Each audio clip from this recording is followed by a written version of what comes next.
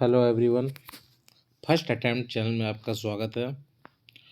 आज एक नया टॉपिक 11 जेपीएससी प्रीलिम्स के लिए छोटा नागपुर काश्तकारी अधिनियम CNT एक्ट 1908, इस पर हम लोग बात करेंगे। इस वीडियो लाने के पीछे उद्देश्य है कि आपका ये जो 5 सवाल वो सही होना चाहिए, और ये पार्ट 1 है। भी इस तरह कई पार्ट में आएगा। यह जो वीडियो है पूरी तरीके से प्रीलिम्स ओरिएंटेड है। इसमें ज़्यादा डिटेल में नहीं जाया गया है, क्योंकि ये अभी एग्ज़ाम है प्रीलिम्स का। तो मेरा जो हमेशा की तरह ये टारगेट रहता है कि आपका आउटपुट मैक्सिमम होना चाहिए, कम समय में आप ज़्यादा कुछ सीख सके। तो हर बार की तरह इस बार भी जो वीडियो होगा शॉर्ट होगा, टू द पॉइंट होगा, और मैं वही बात करूँगा जहाँ से सवाल बने, है ना। ऐसा नहीं कि मैं 1 घंटा आपको पृष्ठभूमि बताते चलूँ, 15 मिनट उद्देश्य बताता चलूँ कि CNT का उद्देश्य क्या था, पृष्ठभूमि क्या था। जो प्रीलिम्स में जहाँ से सवाल बनेगा मैं उस पर बात करूँगा। ये पार्ट 1 है, और पार्ट 2, पार्ट 3, इस तरह से कई पार्ट आएंगे CNT के। CNT, SPT और अन्य जो जहाँ से 12 सवाल आपके आएंगे, कंफर्म रहिए 10-11 सवाल आपके, 10 सवाल तो मैक्स मिनिमम बता रहा हूँ, उस मिनिमम इतना सही होंगे। बस आपको जितना वीडियो आएगा बस उसको ईमानदारी पूर्वक और विश्वास, थोड़ा सा विश्वास करके उसको देखते रहना है।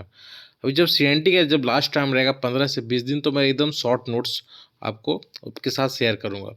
वो नोट्स सिर्फ आपको तभी समझ में आएगा जब थोड़ा सा आप डिटेल पढ़ेंगे, तभी समझ में आएगा। तो इसलिए थोड़ा सा भी जानकारी थोड़ी सी अधिक रहेगी, मतलब थोड़ा सा चीज़ों को आपको समझते हुए मैं चलूँगा। लास्ट टाइम के लिए वो नोट्स होगा, वो नोट्स रामबाण होगा। 5, 7, 8, 10 पेज का नोट्स रहेगा टोटल, CNT SPT सब मिला के, और उससे सवाल बाहर नहीं जाएंगे। उसे मैं अभी भी बता सकता हूँ, लेकिन वो अभी आपको समझ में नहीं आएगा। इसलिए थोड़े से जानकारी लेते हुए वो जो नोट्स रहेगा वो लास्ट के 15 दिन में उसको हम लोग उस पर डिस्कस करेंगे, टू द पॉइंट करेंगे। और उसका डिस्कशन टेलीग्राम चैनल पर भी किया जाएगा।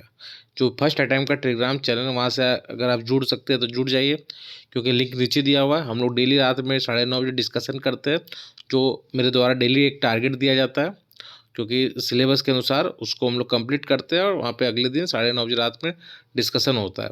तो काफ़ी लाभदायक है वो सेशन, तो ज़रूर ज्वाइन कीजिए। लिंक नीचे दिया हुआ टेलीग्राम का। और चैनल में नए तो लाइक, सब्सक्राइब, शेयर कर लीजिए। काफ़ी क्वालिटी वाला वीडियो आपको मिलेगा, और टू द पॉइंट मिलेगा। मेरे बारे में ज़्यादा जानना है तो डिस्क्रिप्शन में देख सकते हैं। तो हम लोग चलिए शुरुआत करते हैं छोटा नागपुर काश्तकारी अधिनियम, जहाँ से सवाल आएगा। एक सवाल इस टॉपिक से, आज के सेशन से एक सवाल जो बेसिक सवाल पूछा जाता है, तो वहाँ से हम लोग बात करेंगे। ठीक है।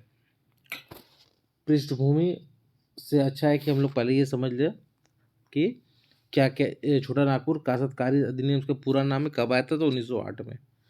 डेट क्या है, तो 11 नवंबर 1908।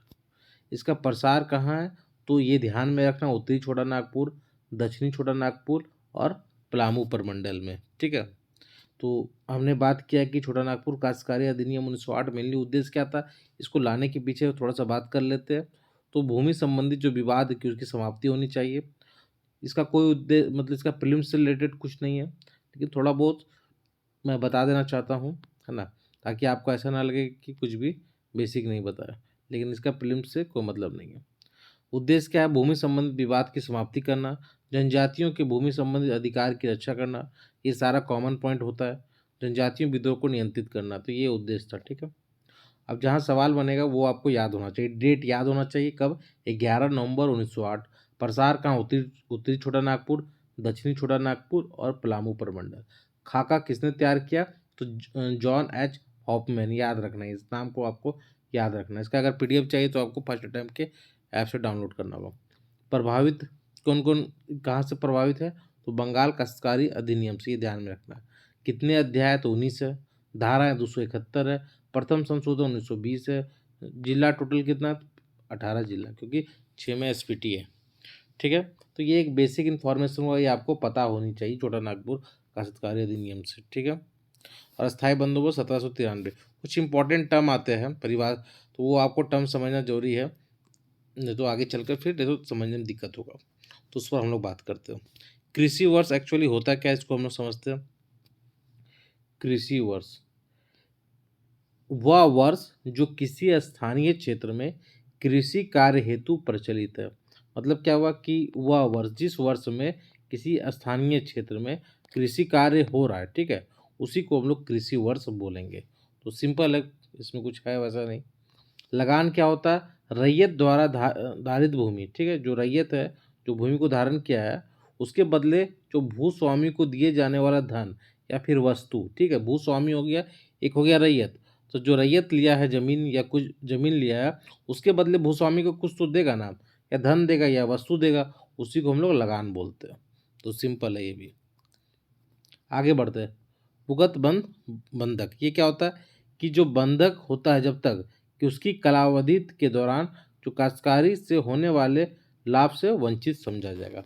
उसको जब तक लाभ नहीं मिलेगा, जब तक इसका कालावधि जो उस समय पीरियड है वो समाप्त नहीं होता, तब तक इसको लाभ नहीं मिलेगा, ठीक है। इसको भुगत बंधक बोलते हैं। आगे बढ़ते हैं। कोड़कड़, कोड़कड़ क्या होता है? इसको कोड़कड़ या कोरकर भी बोलते हैं, ठीक है, कहीं कोरकर भी लिखा था, कहीं कोड़कर, दोनों एक ही चीज़ है। ये क्या होता है? ऐसी बंजर या जंगली भूमि, ऐसी बंजर या फिर जंगली भूमि जिसे भूस्वामी के अतिरिक्त किसी कृषक द्वारा तैयार की गई हो। मतलब हो गया कि ये बंजर है या फिर यह जंगली भूमि है जिसे भूस्वामी के अतिरिक्त, भूस्वामी के अतिरिक्त बोल रहा है इसमें, ठीक है, किसी कृषक के द्वारा, कोई दूसरा कृषक तैयार किया गया भूस्वामी के अतिरिक्त, ठीक है, उसी को हम लोग बोलेंगे। एक ऐसी भूमि होनी चाहिए, बंजर या फिर जंगली भूमि होनी चाहिए। कौन तैयार करेगा? तो किसी, जिसे भूस्वामी के अतिरिक्त किसी कृषक द्वारा है, तो यहाँ कीवर्ड है कृषक द्वारा, ठीक है, उसको हम लोग बोलेंगे कोड़कर। इसको हम लोग अरियर भी बोलते हैं, अरियत बोलते हैं, ठीक है, ये ध्यान में रखना। जल शासन भी इसको बोलते हैं। तो कोड़कर क्या हो गया कि ऐसी बंजर या जंगली भूमि जिसे भूस्वामी के अतिरिक्त किसी कृषक द्वारा तैयार की गई हो, तो इसको ध्यान में रखना, कोड़कर।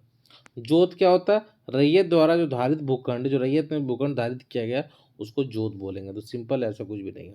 एक दो बार देखेंगे तो खुद भी आपको समझ में आ जाएगा। ये सब कीवर्ड इंपॉर्टेंट है, पूछा जाता है थोड़ा सा आपको, या दूसरा, जब दूसरा भी आएगा, वो भी, और जब लेक्चर आएगा तो उसमें ये सब काम आएगा, ठीक है। भूस्वामी क्या होता है? वह व्यक्ति जिसने किसी काश्तकार को अपनी जमीन दी है, ठीक है, उसको भूस्वामी बोलते हैं। भूस्वामी क्या हो गया?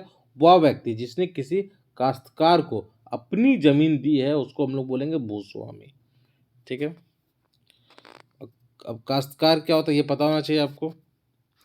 देखिए, काश्तकार वह व्यक्ति जो किसी अन्य व्यक्ति के अधीन, मतलब किसी दूसरे व्यक्ति के अधीन भूमि धारण करता है तथा उसका लगान चुकाने का दायी हो। मतलब किसी अन्य व्यक्ति के अधीन, ये काश्तकार ये किसी अन्य व्यक्ति के अधीन इसका भूमि धारण किया, ठीक है, भूमि धारण किया, और इसके बदले क्या देता है इसको? तो लगान देता है, ठीक है, इसको बोलते हैं हम लोग काश्तकार, ठीक है, ये ध्यान में रखना। हम्म। अब देखिए, दो तीन प्रकार का होता है, ये पता होना चाहिए आपको। भूधारक है ना, ये इंपॉर्टेंट है, सवाल पूछा जा सकता है, या ऑप्शन में दे देगा कौन कौन काश्तकार के वर्ग में आते हैं। भूधारक, रैयत और खूट कट्टीदार, ये ध्यान में होना चाहिए। काश्तकार में कौन कौन आएंगे? भूधारक, रैयत, दोनों में क्या अंतर है मैं आगे चलकर मैं बताऊंगा अगले सीरीज में, ठीक है, अगले लेक्चर में। तो भूधारक हो गया, रैयत हो गया और खूट कट्टीदार हो गया। डिक्री क्या हो गया? तो न्यायालय के जो आदेश है वो डिक्री बोलते हैं, ठीक है। भूधृति क्या होता है? इसको टेन्योर बोलते हैं। भूधृति हो गया मतलब भूधारक का हित हो गया, ठीक है। इसमें ये ध्यान में रखना है कि जो मुंडारी खुटकट्टीदार है वो काश्तकार इसके अंतर्गत नहीं आते भूधृति के अंदर, ठीक है।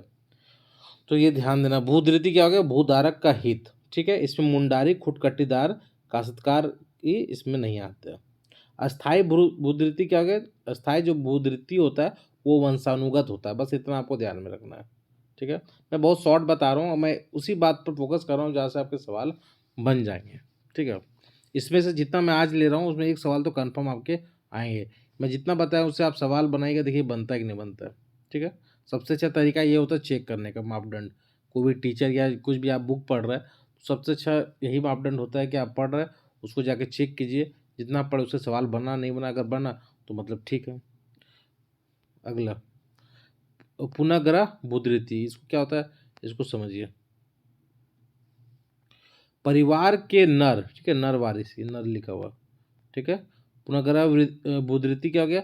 परिवार के नर वारिस नहीं रहने पर, ठीक है, परिवार के नर वारिस नहीं रहने पर रैयत के निधन के बाद भूमि वापस कर दी जाती है। इसको पुनर्ग्रह भूधृति बोलते हैं। मतलब हो गया कि परिवार के जो नर वारिस है वो नहीं रहने पर, मतलब कि रैयत का निधन हो गया, ठीक है, उसके बाद जो भूमि होती है वो वापस कर दी जाती है। इसको बोलते हैं पुनर्ग्रह भूधृति, ठीक है, ये आपको याद होना चाहिए। तो इस प्रकार से ये छोटा सा वीडियो था आज के लिए। ये शुरुआत हुआ हम लोग का सीएनटी का, तो इसमें हम लोग बात की थोड़ा सा बेसिक का, सीएनटी लागू कब हुआ और प्रसार कितना जिला में कहाँ कहाँ है प्रसार, उद्देश्य क्या था, और थोड़ा सा जो परिभाषा है ये पता होना चाहिए। कृषि वर्ष क्या है, लगान किसको बोलते हैं, भुगत बंद बंधक कौन होता है, जोत क्या हो गया, कोड़कर क्या हो गया, काश्तकार किसको बोलते हैं, कौन कौन आता है, भूधृति क्या हो गया, पुनर्ग्रह भूधृति क्या हो गया, परिवार के नए वारिस नहीं रहने पर रैयत का निधन के बाद जो भूमि वापस कर दी जाती है उसको पुनर्ग्रह भूधृति बोलते हैं। ये पता होना चाहिए आपको,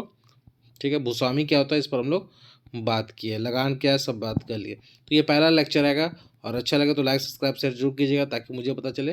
और इस तरह से वीडियो लगातार आएगा, 2 तरह का वीडियो आएगा। शुरुआत में थोड़ा सा डिटेल जाएंगे हम लोग, और जब लास्ट टाइम रहेगा 15 दिन उस समय बहुत शॉर्ट में जाएंगे। 10 से 12 पेज में आपका 12 नंबर के जो 12 क्वेश्चन है वो लगभग कंप्लीट हो जाएगा। धन्यवाद।